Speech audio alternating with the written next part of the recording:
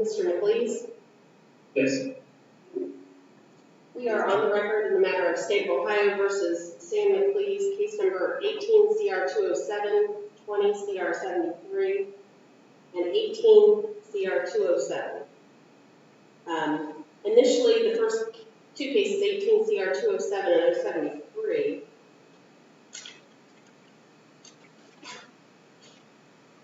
I think I have it for you, okay. The first thing before the court is a notification of alleged supervision violations.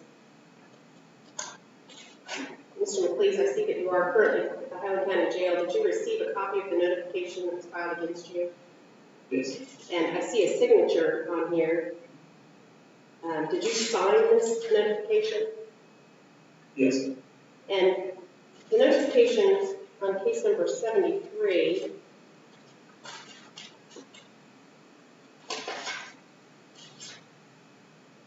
it looks like you were convicted of possession, violation of section 2925.11, which is a 6th-degree felony.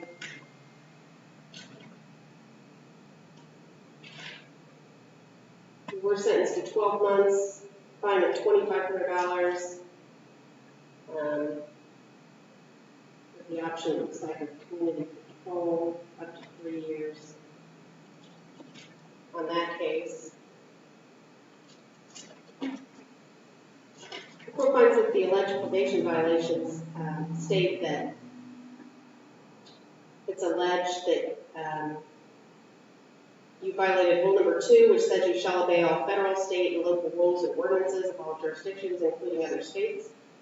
The defendant shall conduct himself or herself in a law-abiding manner at all times. It's alleged to that the defendant has a new conviction of a DUI through the Hillsborough Municipal Court on April 20th, 2021, and the defendant also has a new pending DUI DUS case.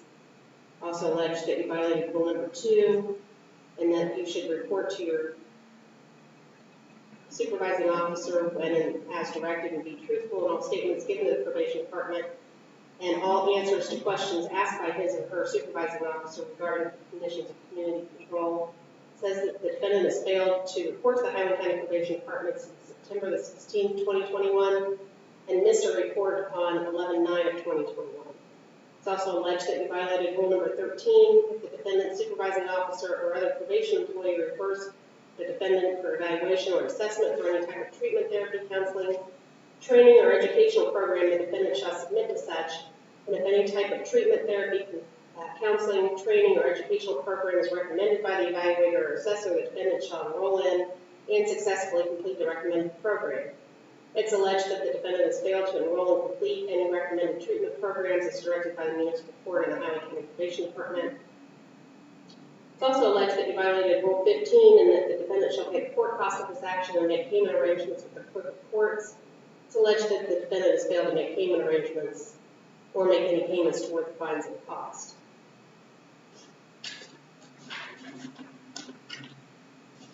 It's also alleged,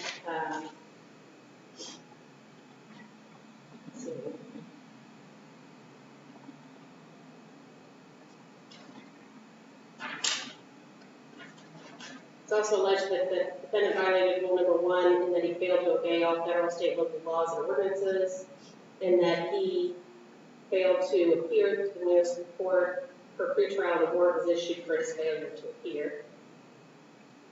Also alleged that you violated rule number 2 and that you were supposed to report to your supervising officer, and it's alleged that the defendant has not reported in person since September 16th, and that the defendant was last called on November 2nd and advised is still sick, but was advised to report on November 9th and he failed to do so. Also alleged that you violated rule number 13. Again, it's alleged that according to the records of the Highland County Probation Department, the defendant has failed to obtain an assessment as directed to do so, and the defendant was advised to speak with treatment, coordination, and has failed to do so.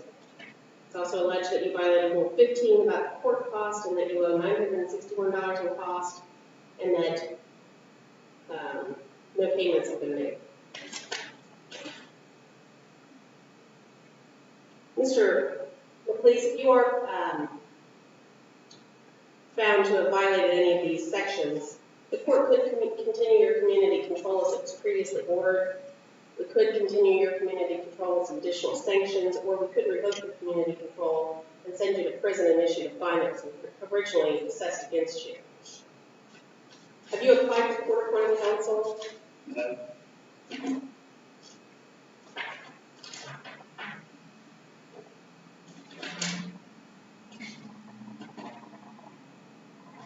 What do you know application? It's in the file, should be in the file. So this here it is. You said no, you did not apply, because I do have an application. Yes, I have. Okay. And your application shows that you're residing on 12285 US 62? Yes. And who do you live there with?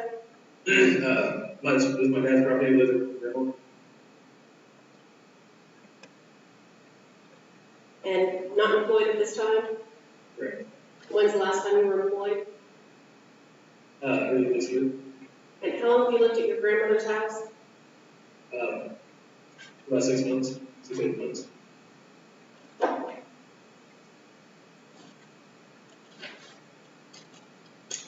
It looks like you've had Mr. Kirk in this case in the past. I am going to appoint Teddy Kirk to represent you again.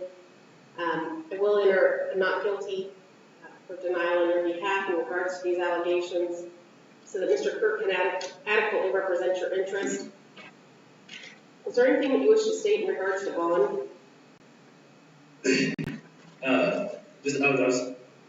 I can understand the way it looks, but if I can come in, once my side is explained, then I believe that it's not going to look nearly bad. As far as bond, I really don't have any money to fix bond. I'm supposed to start a new job this coming up week.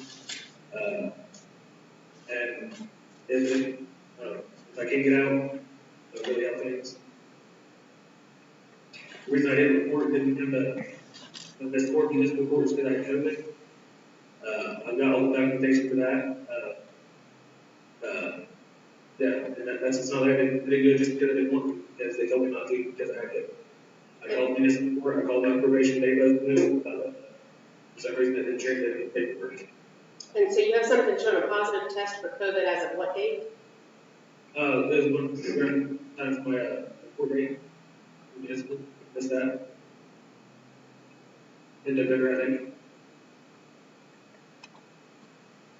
And that's why you're saying you missed the report on November 9th. You had COVID during that time period? Yes.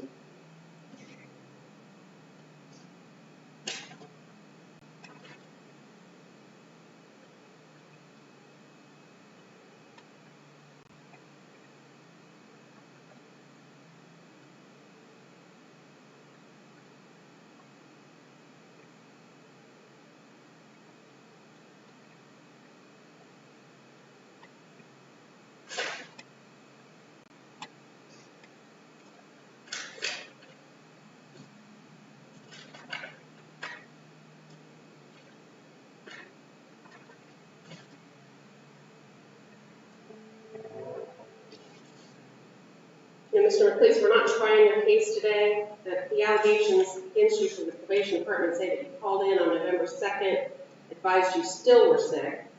You were advised to report on November 9th and you failed to do so. So I think that the COVID was prior to those hearings. I don't know what's going on there, but Mr. Kirk can represent you on that. I am going to order that there be no bond pending the hearing on December 14th at 9:30. We will have a full hearing on it that day. Mr. Kirk will be here to represent you and deal with those charges at that time. So November the 14th at 9:30, no bond. Anything further? Any questions? Okay. Nothing further, we're adjourned.